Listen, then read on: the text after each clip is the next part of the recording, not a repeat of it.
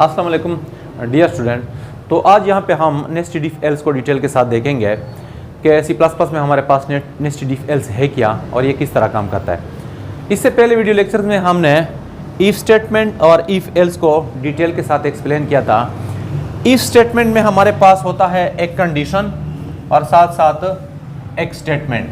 अगर condition true रहे तो स्टेटमेंट एग्जीक्यूट होगा, अगर कंडीशन फॉल्स हो जाए तो स्टेटमेंट इग्नोर होगा, यानी just one condition one statement. इसके बाद हमारे पास था इफ एल्स। इफ एल्स में हमारे पास एक कंडीशन और दो स्टेटमेंट, जबकि दोनों स्टेटमेंट के बीच में हमारे पास एक कीवर्ड आ रहा था एल्स। अगर कंडीशन ट्रू रहे तो फर्स्ट स्टेटमेंट एग्जीक्यूट होगा, सेकेंड वाला इग्नोर। लेकिन अगर कंडीशन फॉल्स हो जाए तो पहले वाला हमारे पास इग्नोर होगा और जबकि दूसरा जो स्टेटमेंट है वो एग्जीक्यूट होगा। ये था हमारे पास इफ एल्स। आज यहाँ पे हमारे पास है नेस्टेड इफ एल्स।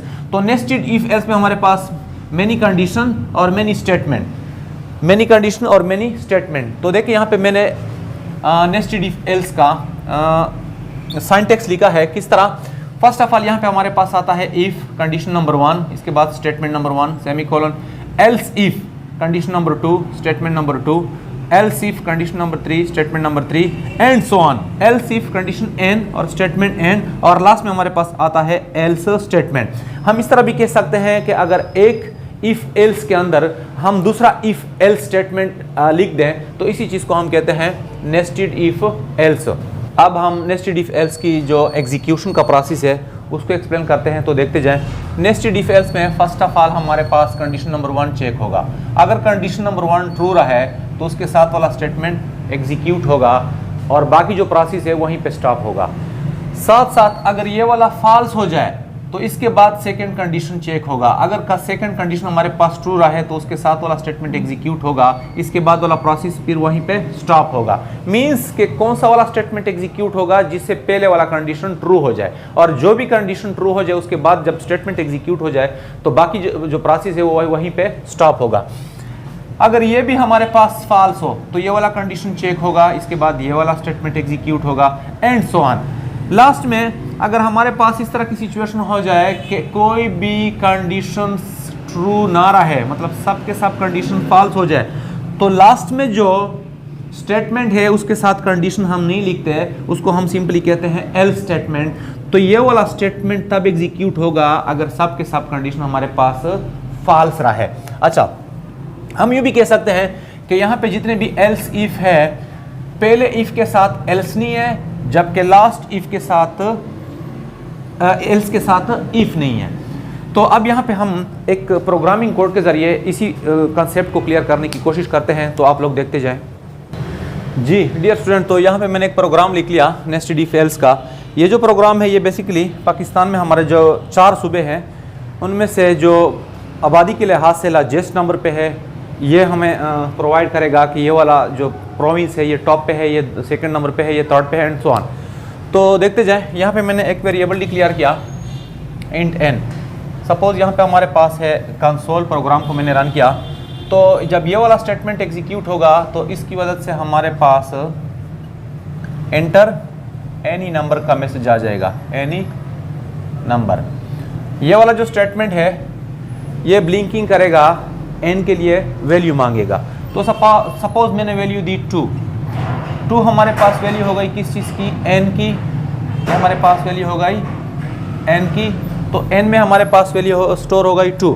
अब यहाँ पे देखें, फर्स्ट ऑफ ऑल ये कंडीशन चेक होगा। एन को मैंने वैल्यू इंटर की है 2। यहाँ पे देखें if N is equal to 1, N की वैल्यू 1 है, तो यहाँ पे हमारे पास कंडीशन क्या रहा है, फॉल्स। तो ये वाला स्टेटमेंट इग्नोर। इसके बाद यहाँ पे अब ये वाला कंडीशन चेक होगा, n इज इक्वल टू कितना मैंने सपोज किया है 2, तो 2 इज इक्वल टू 2, तो ये हमारे पास ट्रू। इसके बाद ये वाला स्टेटमेंट एग्जीक्यूट होगा, मतलब हमारे पास स्क्रीन पे आ जाएगा सीन के हमारे पास सीन जो है वो आबादी के लिहाज से दूसरे नंबर पे है। नेक्स्ट अगर मैं इसको दोबारा रन कर लूँ, जरा देखते जाए।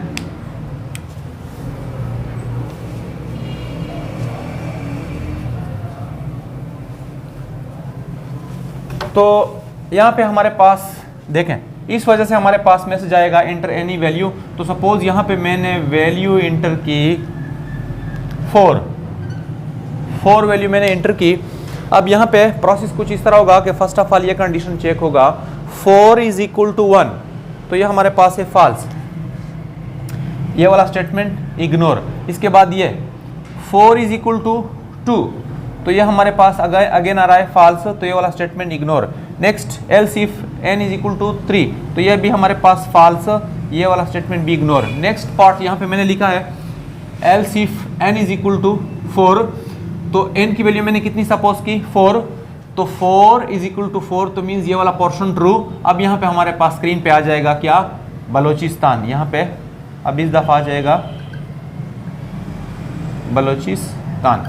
नेक्स्ट सपोज अगर यहाँ पे मैंने वैल्यू इंटर की कोई और 8 वैल्यू यहाँ पे इंटर की, तो यहाँ पे ज़रा देखें n की वैल्यू मैंने सपोज की 8, तो 8 इज इक्वल टू 1 फॉल्स, ये वाला statement ignore. 8 is equal to 2 false, ये वाला स्टेटमेंट भी इग्नोर। 8 इज इक्वल टू 3, ये वाला स्टेटमेंट भी इग्नोर।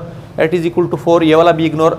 एल्स यानी जो लास्ट स्टेटमेंट है वो फिर बाय डिफ़ॉल्ट होगा और यहाँ पे हमारे पास मैसेज आएगा सॉरी इनवैलिड एंट्री। नेक्स्ट हम इसी नेस्टेड इफ एल्स की मदद से एक ऐसा प्रोग्राम बनाने जा रहे हैं जिसमें हम स्टूडेंट से मांगेंगे उसके टोटल मार्क्स और ऑब्टेन मार्क्स, और प्रोग्राम हमें प्रोवाइड करेगा स्टूडेंट का परसेंटेज और साथ साथ उसका ग्रेड। तो देखते जाएं। जी डियर स्टूडेंट, तो यहाँ पे मैंने टोटल मार्क्स और ऑब्टेन मार्क्स से ग्रेड और परसेंटेज निकालने का एक प्रोग्राम बना लिया। फर्स्ट ऑफ ऑल ये पॉइंट नोट कर ले कि यहाँ पे हमारे पास पाकिस्तान में KPK में जो मैट्रिक या FSC है जिसमें हमारे पास GPA सिस्टम नहीं है, परसेंटेज वाला सिस्टम है, तो उसमें से 0 से लेकर 32 तक जो स्टूडेंट परसेंटेज वाले स्टूडेंट है वो हमारे पास होते हैं फेल। अच्छा, अगर किसी स्टूडेंट के टोटल परसेंटेज 33 से लेकर 39 तक आ जाए तो इसको हम कहते हैं E ग्रेड। 40 से लेकर 49 तक D ग्रेड, 50 से लेकर 59 तक C ग्रेड, 60 से लेकर 69 तक B ग्रेड और 70 से लेकर 79 तक A ग्रेड, जबकि 80 से लेकर हमारे पास 100 तक के परसेंटेज को हम ग्रेड देते हैं A1। तो इसी बेस पे ये वाला प्रोग्राम भी लिख लिया है, तो देखते जाएं। फर्स्ट ऑफ ऑल यहाँ पे हमारे पास है टोटल मार्क्स, ऑब्टेन्ड मार्क्स और परसेंटेज, ये हमारे पास है 3 वेरिएबल। अच्छा, सपोज यहाँ पे हमारे पास कंसोल है, प्रोग्राम मैंने रन कर लिया, तो फर्स्ट ऑफ ऑल ये स्टेटमेंट एग्जीक्यूट होगा। तो इस स्टेटमेंट की वजह से हमारे पास स्क्रीन पे मैसेज आएगा इंटर योर टोटल मार्क्स। तो यहाँ पे मैं सपोज करता हूँ कि ये स्क्रीन है और यहाँ पे मैसेज आया इंटर योर टोटल मार्क्स। अच्छा, इसके बाद ये वाला स्टेटमेंट ज़रा देखें, ये टोटल मार्क्स के लिए अब वैल्यू मांगेगा कीबोर्ड से सी इन ग्रेटर देन TM। तो यहाँ पे मैंने TM को वैल्यू साइन की कितनी 1100, तो 1100 हमारे पास आ गए कितने क्या टोटल मार्क्स, ये हमारे पास हो गए टोटल मार्क्स। नेक्स्ट मैसेज आएगा इंटर योर ऑब्टेन्ड मार्क्स। तो नेक्स्ट मैसेज यहाँ पे आएगा हमारे पास इंटर योर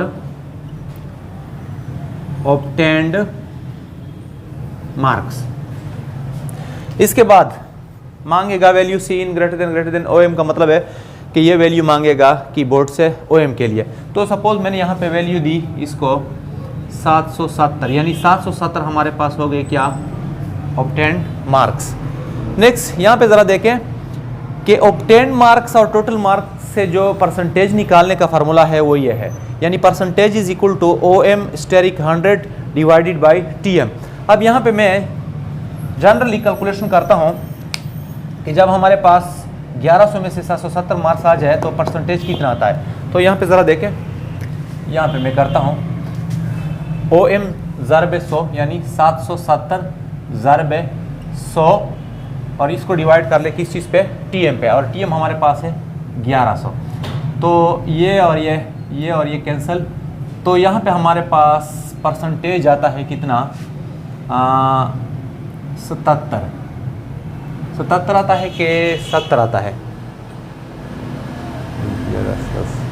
70%। यहाँ पे हमारे पास आता है 70%।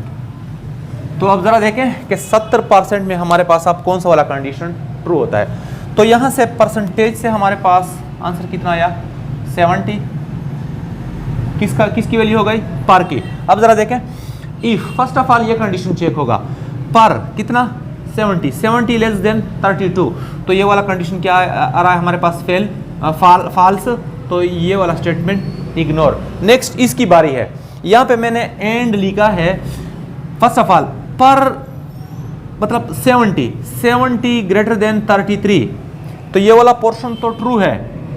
अब एंड है, और एंड आप लोग ऑलरेडी जानते होंगे कि जब हमारे पास कंडीशन में एंड का यूज होता है, तो जब हमारे पास कंडीशन के तमाम पार्ट्स ट्रू रहे तो रिजल्ट ट्रू आता है, अदरवाइज फॉल्स। अब ये वाला पार्ट्स तो ट्रू है, मतलब 70 इज ग्रेटर देन 33, लेकिन ये वाला जरा देखिए 70 इज लेस देन 39, ये हमारे पास आ रहा है फॉल्स। तो ट्रू एंड फॉल्स, यहाँ पे हमारे पास फॉल्स मींस ये वाला स्टेटमेंट इग्नोर। बाकी प्रोग्राम यहाँ पे मैंने लिखा है थर्ड कंडीशन एल्स इफ पार कितना है 70 इज ग्रेटर देन 40, तो ये पोर्शन ट्रू। अब यहाँ पे जरा देखिए एंड 70 इज लेस देन 49, तो ये हमारे पास आ रहा है फॉल्स, तो ट्रू और फॉल्स यहाँ पे हमारे पास आ रहा है फॉल्स। आगे जाए, जब ये वाला कंडीशन फॉल्स तो statement ignore. Next 70 is greater then 50 and 70 is less then 59, तो ये वाला पोर्शन भी हमारे पास फॉल्स है, तो रिजल्ट फॉल्स आ जाएगा, और ये वाला भी इग्नोर। पार की वैल्यू हमारे पास 60 से ग्रेटर है, बिल्कुल। पार की वैल्यू हमारे पास 69 से कम है, नहीं, तो ये भी हमारे पास फॉल्स, ये वाला भी इग्नोर। यहाँ पे एल्स इफ पार की वैल्यू हमारे पास कितनी है 70, तो 70 is greater than or equal to 70, बिल्कुल true, and 70 is less than or equal to 79, ये भी ट्रू। मींस कि हमारे पास यहाँ पे जो कंडीशन है इसके दोनों पोर्शन ट्रू आ रहा है, बीच में हमारे पास एंड है, तो ट्रू एंड ट्रू यहाँ पे हमारे पास आ रहा है ट्रू। तो जब ये ट्रू, तो जिस तरह मैंने स्टार्ट में जिक्र किया था कि जो वाला कंडीशन ट्रू रहा है उसके साथ वाला स्टेटमेंट एग्जीक्यूट होगा और बाकी प्रोसेस वहीं पे स्टॉप होगा। तो यहाँ पे जरा देखें, ये ट्रू, तो स्क्रीन पे आएगा cout you got A grade और परसेंटेज, और यहाँ पे चूंकि डबल कोट में मैंने लिखा है तो ये मैसेज आएगा और साथ साथ पर की वैल्यू, तो रिजल्ट हमारे पास आएगा यू गॉट ए ग्रेड और परसेंटेज की जगह हमारे पास रिजल्ट आएगा 70, और फिर ये जो प्रोसेस है यहाँ पे स्टॉप होगा।